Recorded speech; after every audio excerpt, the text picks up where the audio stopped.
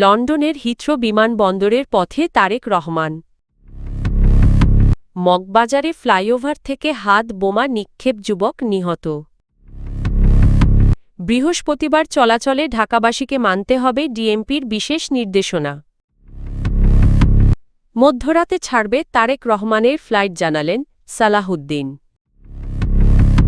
তারেক রহমানের স্বদেশ প্রত্যাবর্তন। ঢাকার উদ্দেশ্যে যশোর ছেড়েছেন লক্ষাধিক নেতাকর্মী। দেশে ফেরার পথে লন্ডনের হিথ্রো বিমানবন্দরের উদ্দেশ্যে রওনা হয়েছেন বিএনপির ভারপ্রাপ্ত চেয়ারম্যান তারেক রহমান। বাংলাদেশ সময় আজ রাত 12:15টায় বাংলাদেশ বিমানের একটি ফ্লাইটে তিনি ঢাকার উদ্দেশ্যে যাত্রা করবেন। তার সঙ্গে রয়েছেন স্ত্রী ডা জোবাইদা রহমান ও কন্যা জাইমা রহমান। দীর্ঘ 17 বছর পর আগামীকাল বৃহস্পতিবার দুপুর 12টার দিকে দেশে পৌঁছাবেন তারেক রহমান। দেশে ফেরার পর প্রথম 3 দিনের কর্মসূচি ঘোষণা করেছে বিএনপি। বুধবার গুলশানে সংবাদ সম্মেলনে বিএনপির স্থায়ী কমিটির সদস্য সালাহউদ্দিন আহমদ জানান, বিমানবন্দর থেকে সরাসরি 300 ফিট সড়কে আয়োজিত সংবর্ধনায় যোগ দিয়ে দেশবাসীর উদ্দেশ্যে বক্তব্য দেবেন তারেক রহমান। পরে তিনি এভারকেয়ার হাসপাতালে গিয়ে তার মা বিএনপি চেয়ারপারসন খালেদা জিয়াকে দেখবেন। 26শে ডিসেম্বর তিনি শহীদ প্রেসিডেন্ট জিয়াউর রহমানের কবর জিয়ারত ও জাতীয় স্মৃতিসৌধে শ্রদ্ধা নিবেদন করবেন। 27শে ডিসেম্বর জাতীয় পরিচয়পত্র সংক্রান্ত কাজ এবং শহীদ ওসমান হাদির কবর জিয়ারত সহ আরও কর্মসূচিতে অংশ নেবেন তিনি। রাজধানীর মগবাজার মোড় এলাকায় হাতবোমা বিস্ফোরণে সিয়াম নামে এক যুবক নিহত হয়েছেন। বুধবার সন্ধ্যায় মগবাজার ফ্লাইওভারের নিচে বাংলাদেশ মুক্তিযোদ্ধা সংসদ কেন্দ্রীয় কমান্ডের সামনে এ ঘটনা ঘটে। প্রত্যক্ষদর্শীরা জানান, ফ্লাইওভার থেকে নিচে বোমা নিক্ষেপ করা হলে বিস্ফোরণে সিয়াম গুরুতর আহত হন এবং কিছুক্ষণ পর তার মৃত্যু হয়। নিহত সিয়াম একটি ডেকোরেশন প্রতিষ্ঠানের কর্মী ছিলেন। খবর পেয়ে পুলিশ ঘটনাস্থল ঘিরে ফেলে।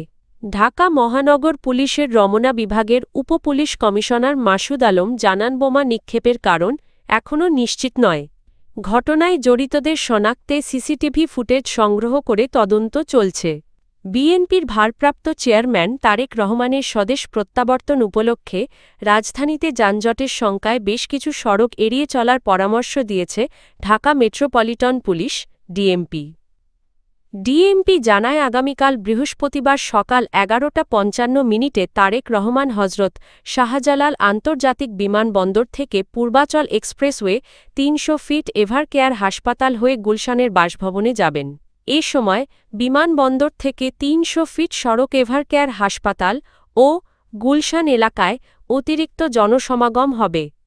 সুষ্ঠু ট্রাফিক ব্যবস্থাপনার জন্য ভোর 4টা থেকে রাত 10টা পর্যন্ত পূর্বাচল এক্সপ্রেসওয়ের কিছু অংশ পরিহার করে বিকল্প সড়ক ব্যবহারের অনুরোধ করেছে পুলিশ। একই সঙ্গে মিরপুর ও উত্তরা এলাকার যাত্রীদের মেট্রোরেল ব্যবহারের পরামর্শ দেওয়া হয়েছে। ডিএমপি আরও জানিয়েছে, অভ্যর্থনাকারীরা কোনো ব্যাগলাঠি বা যানবাহন নিয়ে বহরে যুক্ত হতে পারবেন না। জরুরি সেবা যানবাহন এই নির্দেশনার বাইরে থাকবে। বিএনপির ভারপ্রাপ্ত চেয়ারম্যান তারেক রহমানের ফ্লাইট বুধবার মধ্যরাতে লন্ডনের হিথ্রো বিমানবন্দর থেকে বাংলাদেশের উদ্দেশ্যে রওনা হবে বলে জানিয়েছেন দলের স্থায়ী কমিটির সদস্য সালাহউদ্দিন আহমদ। বুধবার গুলশানে বিএনপি চেয়ারপারসনের কার্যালয়ে সংবাদ সম্মেলনে তিনি জানান, বাংলাদেশ বিমানের নিয়মিত একটি ফ্লাইটে পরিবারের সদস্যদের সঙ্গে তারেক রহমান দেশে ফিরছেন। ফ্লাইটটি সিলেটে যাত্রা বিরতির পর বৃহস্পতিবার বেলা 11:20 ঢাকায় অবতরণের কথা রয়েছে।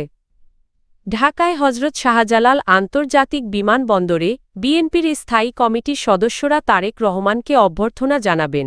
বিএনপির ভারপ্রাপ্ত চেয়ারম্যান তারেক রহমানের স্বদেশ প্রত্যাবর্তন উপলক্ষে যশোর থেকে লক্ষাধিক বিএনপি নেতাকর্মী ও সমর্থক ঢাকার উদ্দেশ্যে রওনা হয়েছেন।